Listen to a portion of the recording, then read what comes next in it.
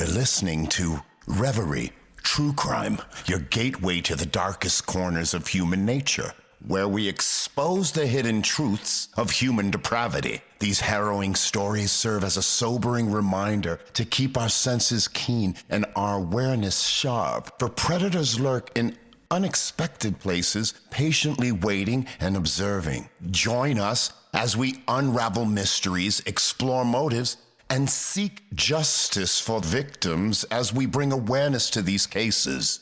Listener discretion is advised. Hello and welcome to Reverie True Crime. I'm your host, Paige. It was a quiet night in South Fremantle, Western Australia.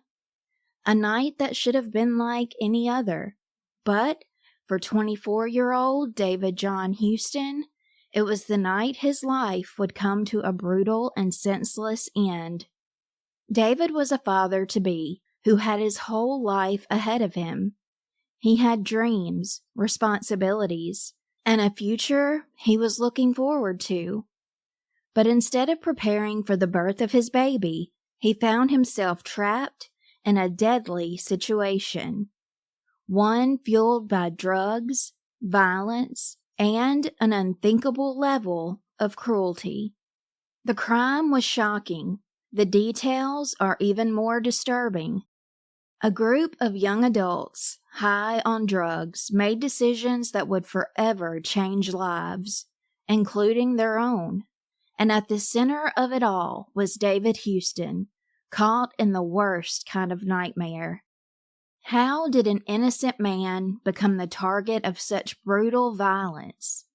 Who were the people responsible? And what drove them to commit such a heinous crime? This is the story of David John Houston. David John Houston wasn't just another name in a tragic news story. He was a real person with dreams, responsibilities, and people who loved him. David was 24 years old, living in Fremantle, a coastal suburb of Perth in Western Australia. The area is known for its relaxed atmosphere, entertainment with cafes, bars, and a strong sense of community. For David, it was home. He wasn't perfect. No one is. But he was trying to build a stable life, trying to be a good partner who was preparing to be a good father. Because at the time of his death, David was expecting his first child. His girlfriend, Kelly Ingham, was pregnant, and from all accounts, he was so excited about their future. He had struggles like anyone else, but he had people who truly cared about him. Family, friends, and a growing sense of responsibility. He had a life worth living. But all of that would be cut short in the most horrific way imaginable. David was last seen at his Hilton home shortly after being dropped off by a taxi around 6:50 p.m. on May 11th, 2012.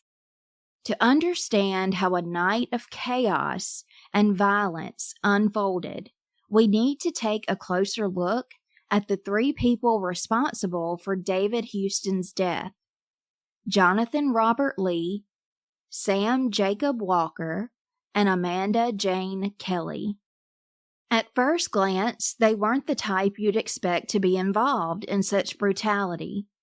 But in actuality, their lives were spiraling, fueled by drugs, impulsivity, and a dangerous disregard for consequences. Jonathan Robert Lee was 23 years old and from East Victoria Park. He had a history of drug use and was high on amphetamines and marijuana the night that David lost his life. He was volatile, unpredictable, and completely out of touch with reality. 27-year-old Sam Jacob Walker was just as intoxicated. The mix of drugs and alcohol blurred any sense of morality, turning a petty dispute into something much worse. Then there was Amanda Jane Kelly, only 19 years old, from Victoria Park, who was swept into a world of crime and addiction. But she wasn't just a bystander. She played an active role that night, and her actions would land her in prison for years. She and Jonathan were also in a very toxic relationship. Together, these three created a perfect storm of destruction that David never saw coming. Saturday, May 12th, 2012, David arrived at Sam's house where he would lose his life, somewhere between 3 p.m. and 10 p.m. Jonathan Robert Lee and Amanda Jane Kelly were also at Sam's home. The three were in a haze from all the amphetamines and alcohol they had consumed. David came over to give Sam and his friends crystal meth and other drugs. At some point in the night, Sam suddenly told Amanda out of the blue that he was going to kill David. We'll get into more details about that night, but for right now, in short, they attacked him viciously, punching, kicking, stomping. The assault was relentless. David begged for his life, but his pleas went ignored. As David lay helpless, Sam wrapped a ligature around his neck, strangling him. By the time they were done, his injuries were catastrophic. His body was left battered, bruised, and lifeless. When the violence ended, they wrapped his body up in a barbecue cover, while Sam rented a utility vehicle and buried David in the outer suburbs of Perth. But justice was coming, and it wouldn't take long for the entire truth to come out. Now, David was missing, but officers soon received tips that led them to arrest Amanda and Jonathan. On May 30th, it was reported that authorities were on the hunt for Sam Walker. Jonathan and Amanda had been apprehended and charged with murder, but they were looking for information about where Sam could be. At this time, David Houston's body was still missing. Authorities working on the case wouldn't say why they suspected he had been murdered or what the possible motive was. Police did say that David and Sam knew each other, but they weren't sure yet if David knew Jonathan or Amanda. Magistrate Barbara Lane ordered a 7-day psychiatric assessment for Amanda in Perth Magistrates Court, who was crying as she was taken out of court by police. The court was told that she had been to psychiatric facilities in the past and suffered from anxiety, depression, and borderline personality disorder. She tried to take her own life a few times in the past and had several drug overdoses. Jonathan also appeared in court the same day. They remained in custody and were set to appear in Stirling Garden Magistrates Court on June 27th. Detective Superintendent Dave Bryson had information that pointed to Sam Walker being at the home when the suspected murder happened. After all, it was Sam's house. He was curious to hear his side of what happened. Detective Bryson told news outlets, quote, "Mr. Walker was there at the time. Obviously, he has a story to tell us. We're very keen to hear what his story is. Mr. Walker, if you're watching the news, please contact the police, contact your father, and come in and speak to us. Or, if you wish, get yourself a lawyer and come in, because we will catch up with you." End quote. Police had reason to believe that David's life had been taken on May 12th inside Sam's home on Parmelia Street, South Fremantle. May 11th was the last day he had been seen alive. Forensic officers were rummaging through the house, looking for any clues that would lead to David's body. They had also investigated a house on Gerrard Street in East Victoria Park. Police reportedly said that it was also another scene of the crime. For about 2 weeks, David's family hoped and prayed that he would be found alive and well. When the news broke of his suspected murder, it put them into a state of shock.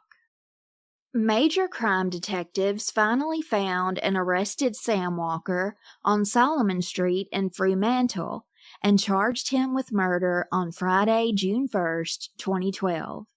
They also investigated the house where he was staying. It was also reported that Sam actually approached authorities while they were investigating his home, and that's when he was arrested. Later that day, he gave a detailed statement on what happened at his house on May 12th. Sam's lawyer claimed that after buying crystal meth from David, Sam started believing that David was going to harm Kelly and their unborn baby. He said David was talking with a bad attitude about Kelly, which led him to think he was going to abuse her or worse. Sam's lawyer, Linda Black, stated, quote, "In his head, he's reached a point where he believed the only way to save Kelly Ingham and to save her baby was to take the life of Mr. Houston." End quote. Sam had been longtime friends with Kelly and, quote, very fond of her, but he had only known David for a few weeks through drug connections. By the next day, it was reported that police found what was suspected to be David's remains in a shallow grave in the outer suburbs of Perth, which they were going to be exhuming. He was found with 4 pieces of material around his neck and major trauma to his whole body, including his face. They found the burial ground through a utility vehicle's GPS, one they rented that night to dispose of David's body. A spokesperson for the police said, quote, "At this time, there has been no formal identification made, and a post-mortem examination will be conducted as soon as possible." End quote. On June 3rd, Sam appeared in East Perth Magistrates Court via video link from Hakea Prison, but it was very brief due to a security threat, which led to the hearing being adjourned. Magistrate Richard Bromfield wasn't going to adjourn the hearing at first, but he was forced to when the court orderlies would not bring prisoners to the dock until the security threat was investigated. Sam was ordered to appear back in court on June 27th. Jonathan Robert Lee entered a guilty plea admitting to killing David as reported on August 29th. The case would be adjourned until December while a pre-sentence report was being prepared. Sam and Amanda did not enter pleas and were to appear in court again in October. The level of violence shocked even longtime investigators. It was clear this wasn't just a dispute gone wrong. This was overkill. A frenzied, drug-fueled attack with no justification. When the arrests were made, none of them had a reasonable explanation for what they'd done. There was no motive that made sense. Just senseless, horrific violence caused by what the judge described as drug-induced psychosis. Jonathan wrote a letter to the judge that said he constantly asked himself how he could have possibly done what he did. He said he will never know why he did it. Sam's lawyer said that he believed in his mind that he was protecting David's pregnant girlfriend, Kelly. He and Jonathan both had criminal records, but Sam had no history of violence at all. He came from a very supportive family, and his parents were respected by so many people. Yes, he struggled with drug use, but what he did was totally out of character. He had been dealing with his demons, struggling with drug use for years after showing signs of ADHD as a 6-year-old. Sam's lawyer said about his childhood, quote, "Sam seemed to have less impulse control than most people," end quote. For David Houston's loved ones, the nightmare was just beginning. Kelly was left to grieve alone, knowing their child would never meet their father. The sheer cruelty of it all was overwhelming. The prosecutor stated in court that David's family said his, quote, "cruel death" had wrought total emotional destruction of their lives. Prosecutor McTaggart said, quote, "It was violence for violence sake, and violence of a very horrific kind." A post-mortem examination found that the cause of David's death was ultimately neck compression. David's mother was urged not to look at her son's body because of how badly he had been disfigured. So, let's get into the extent of what happened that night. This is your warning to skip a minute or two ahead if necessary. Sam admitted that after he told Amanda he was going to kill David, he put a white shoelace around her neck and asked her, "Do you think this'll work?" But he ended up grabbing a cord shortly after, while Amanda and Jonathan were in the bathroom having sex in the shower, and he began to attack David. Amanda and Jonathan heard awful noises and came running into the room naked to see David being strangled by Sam. Instead of stopping him, when Sam told him to help, Jonathan joined in, hitting and kicking David in the face and head over and over, to the point that David's eye popped out of its socket, as Sam didn't let up on the ligature around David's neck. At that point, they all thought David was dead. Jonathan and Sam put his body in the shower and turned on the water. Suddenly, David gasped loudly, beginning to regain some consciousness. The two young men began attacking David yet again, with Jonathan kicking him in the chest. The prosecutor said that is where David ultimately died. Afterwards, they hired a utility vehicle to carry David's body off after wrapping him up in a barbecue cover. They covered his body with acid, lime, and cement before they buried him in a shallow grave. At first, Amanda's role in all of this had not come to light. The trial for David Houston's murder was never going to be a simple one. Just the brutality of the crime, the drug-fueled nature of the attack, and the lack of clear motive made it difficult to comprehend. Jonathan, Sam, and Amanda all faced serious charges. From the beginning, it was clear that the prosecution was not going to let them walk away with anything less than the maximum punishment possible. Amanda tried to downplay her role and never pleaded guilty in the beginning. Jonathan Lee and Sam Walker pleaded guilty, acknowledging their roles in David's death. The sentencing, however, became a controversial issue. Initially, they received a life sentence with a minimum of 12 years, but public outrage and an appeal later increased that to a minimum of 21 years. Justice Heenan stated, quote, "No more frightening example of the dangerous explosive violence associated with serious drug abuse and its fatal and shattering consequences can be imagined.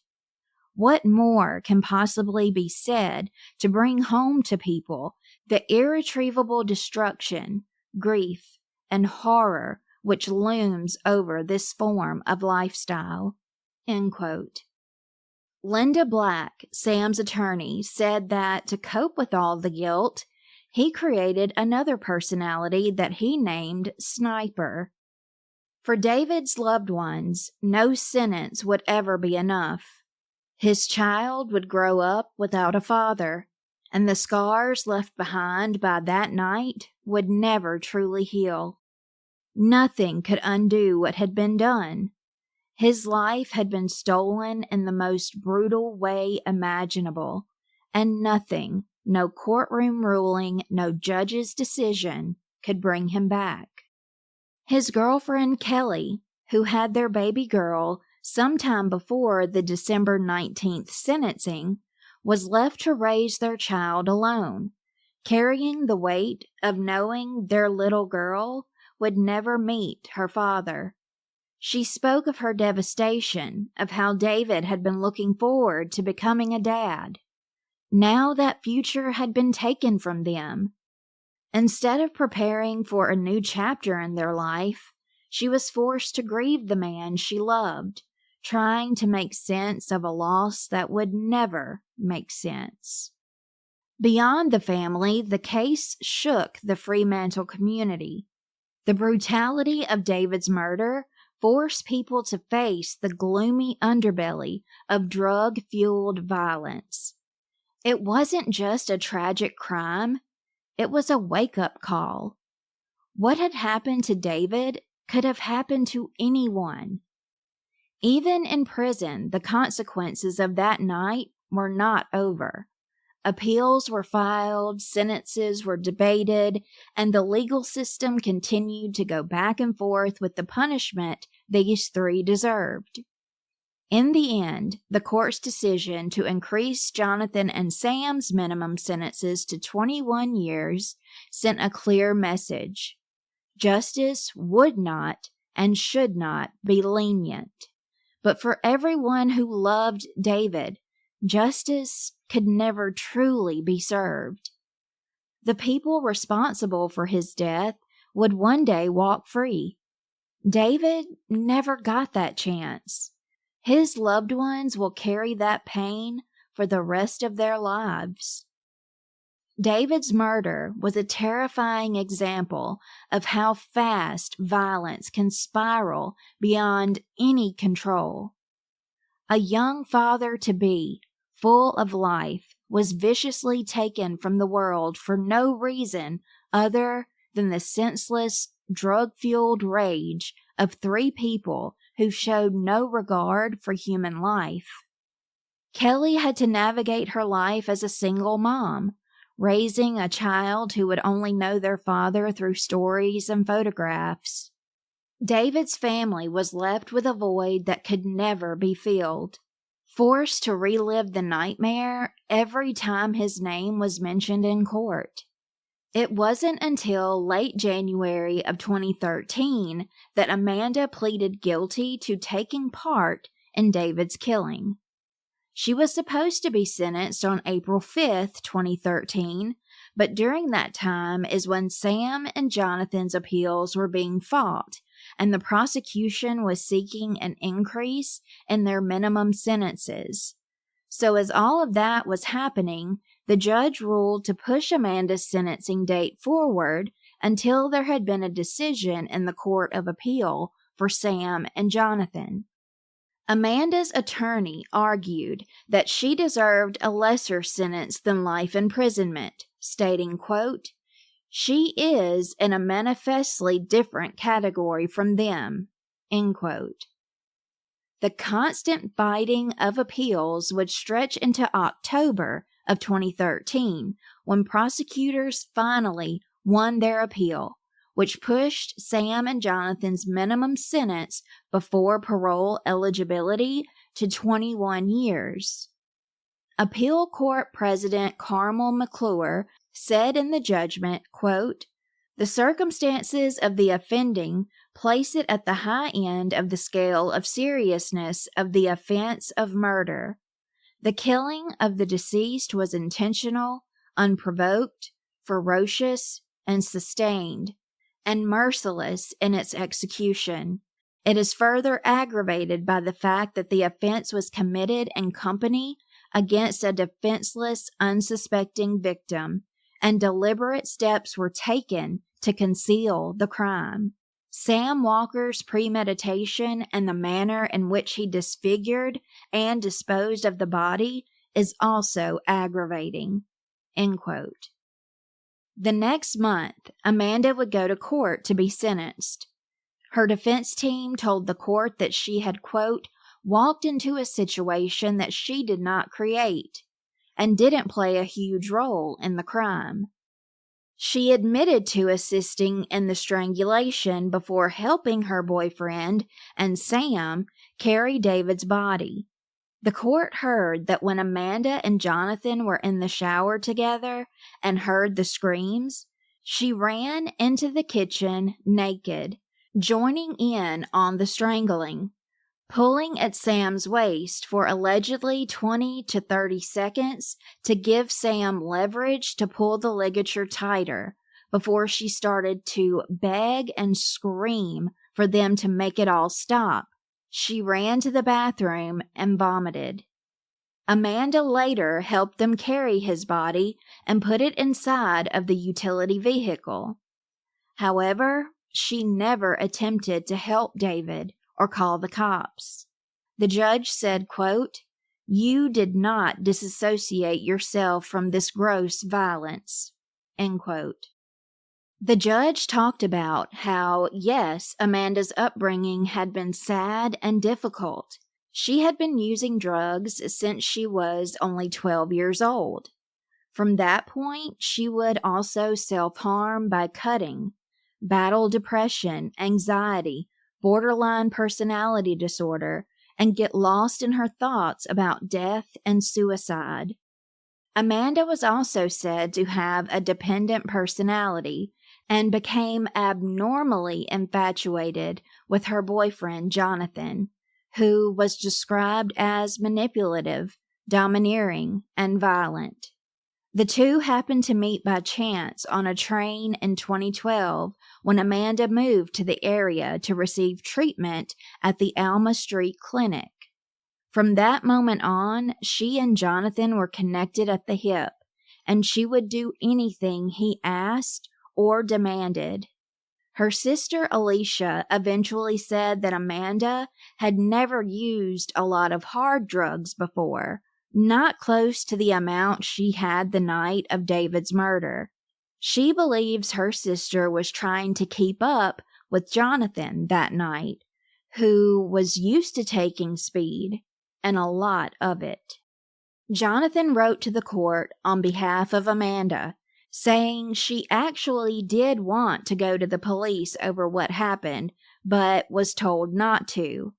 He said that he and Sam put her through hell with guilt trips, manipulation, and severe threats.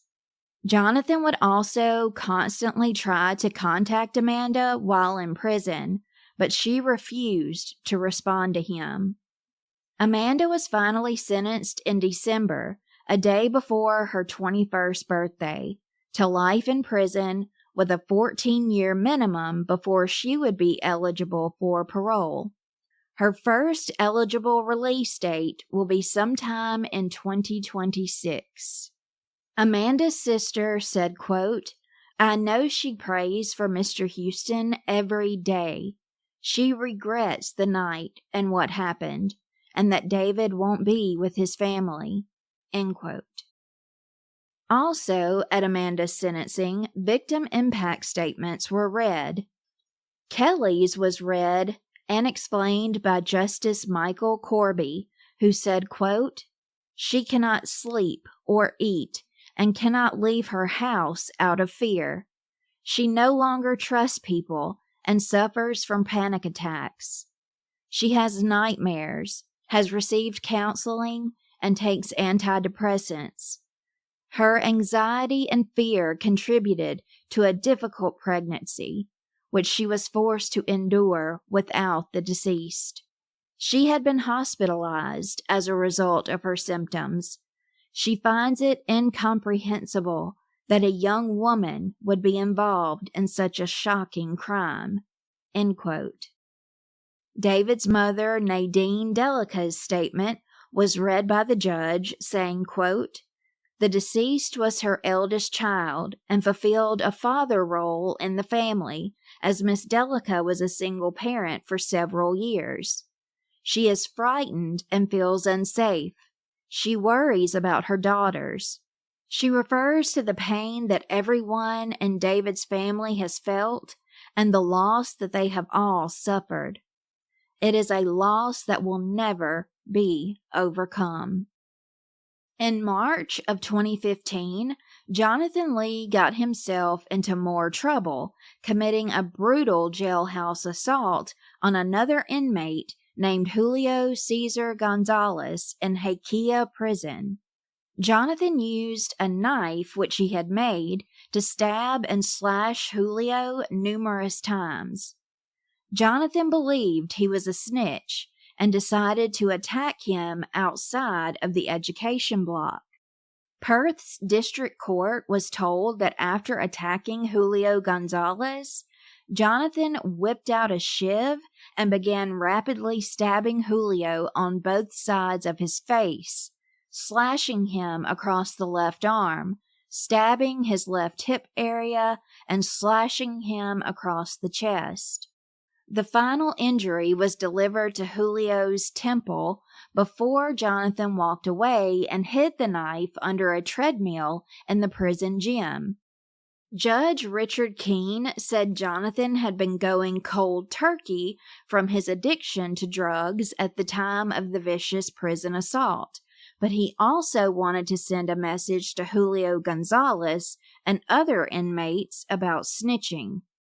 Judge Keenan said, quote, "Julio thought he was going to be killed. He thought he was going to bleed to death." End quote. Jonathan received 3.5 more years to serve concurrently with the homicide sentence. He will be eligible for parole in 2033. In 2016, it was reported that Jonathan confessed to another drug-fueled killing, but it wasn't very believable due to other evidence in the case. He claimed he inflicted injuries on Gary Vasanic. Gary was found in 2011, a year before David's murder, in Bentley Park. Gary had facial fractures, serious head injuries, slashes to his stomach, hand, and forehead, and 12% of his body had been severely burned from boiling fluid. Doctors also found Gary's liver was failing and at least one cigarette butt had been pushed inside of his mouth. Jonathan's so-called admission came during an appeal by the 4 men from Sydney who were convicted of the torture of Gary. Brothers Cyril and Serge Mansour, Andy Manna, and Niraj Singh, said to have been carried out over a debt that was due for drugs. But the West Australian Court of Appeal rejected Jonathan's claims as, quote, inherently implausible, saying that he was not a credible witness and his evidence, quote, was neither compelling nor plausible. Jonathan told the appeal court that he had, quote, wanted to come clean for some time about his part in Gary's death. He claimed he had gone to the house where Gary was with an acquaintance to steal his drugs, saying he punched him, hit him with an axe, and then poured boiling water all over him, afterwards disposing of the victim's body in Bentley Park. Jonathan claimed he was going to, quote, take his secret to the grave, but explained to the panel of judges that he realized it was only a matter of time until he was caught, and that he felt, quote, sick to his stomach about what he did.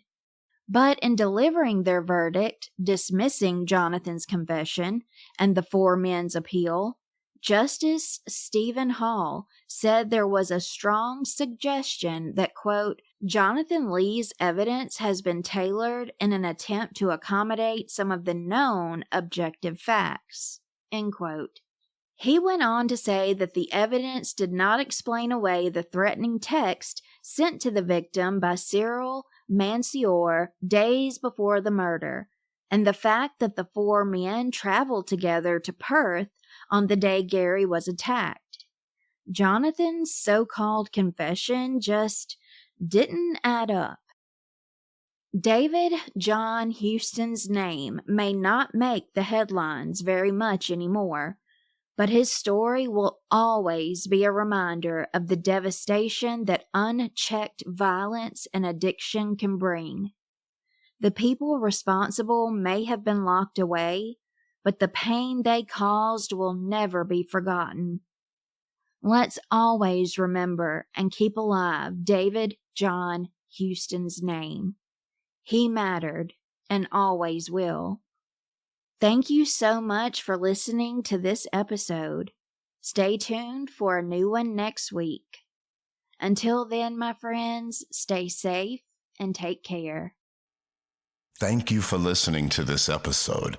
As we close out, let us not forget awareness is our greatest defense.